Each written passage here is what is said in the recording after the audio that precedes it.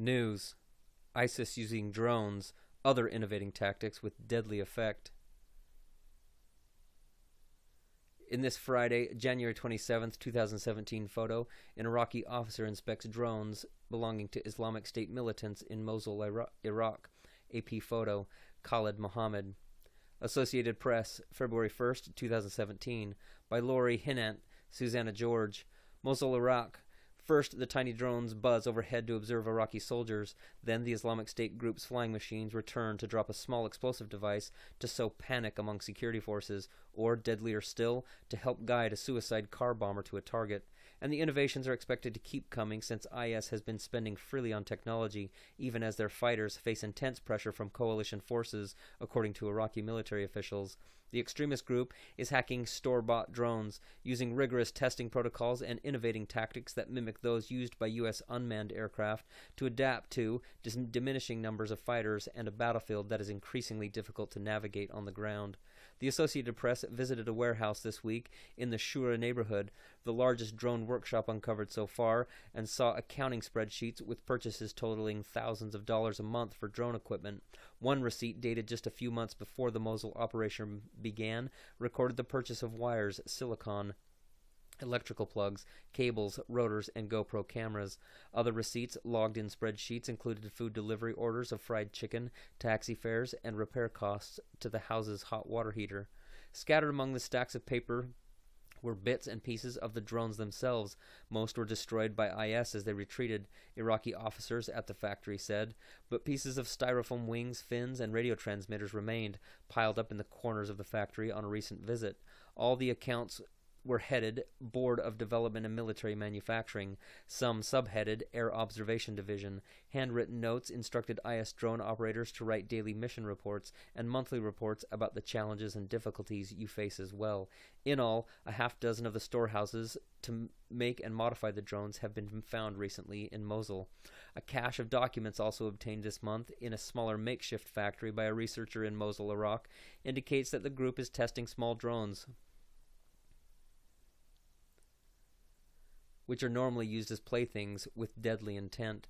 The researcher, Vera Mironova, is a labor economist by training and said her discovery of the drone paperwork, which includes lists in English and Arabic of parts of one file marked toolkit that is a checklist of several dozen of the essentials, is a sign of what is essentially a program to let machines make up for a shortage in manpower. Items 1 to 5 were GoPro and chargers, battery cable, laptop, explosives, and devices.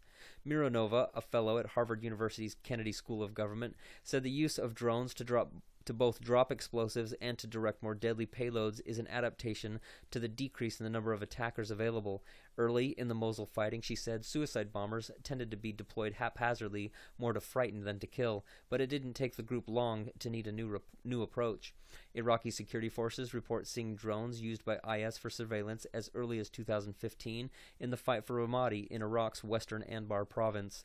The first hints of the new tactics came in early 2016 when Turkish forces in northern Iraq saw toy-like drones overhead and then, within 15 minutes, were attacked by accurate incoming fire, according to Jonathan Schroden, director of the Center for Stability and Development at the Center for Naval Analyses. From there, it was pretty clear where that was headed, Schroden said. They will look to continue to mimic what the U.S. and Western militaries have done with drones. They would look to integrate the kill chain.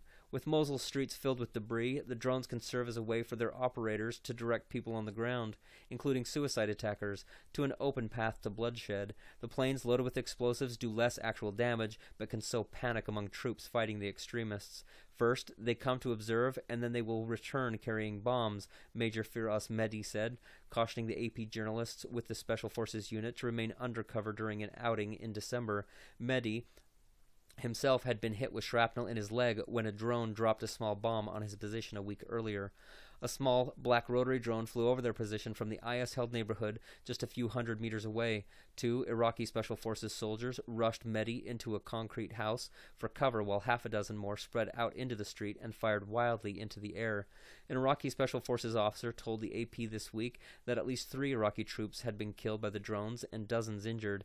Iraqi Special Forces Brigadier General Haider Fadhil said in addition to conducting surveillance and dropping bombs, the drones were being used to guide car bombs in real time. They were giving instructions by radio to the suicide driver and following his progress by video feed.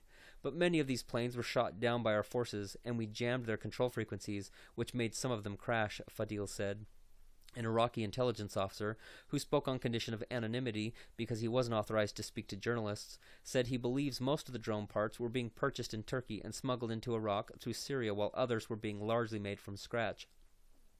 Some of the designs are so simple, there's very little technical difficulty, he said. The little fixed-winged planes and choppers have appeared in several IS videos online, showing the drones observing Iraqi troop movements from the air and suicide car bombs hitting their targets. In a Skype interview, Mironova, who contributed to the analysis of the documents for the Countering Terrorism Center at West Point, said that IS has shown itself to be innovative both with men and equipment. It's pretty amazing to see how they are mimicking Western militaries, doing just the same thing using commercial off-the-shelf technology, Schroden said.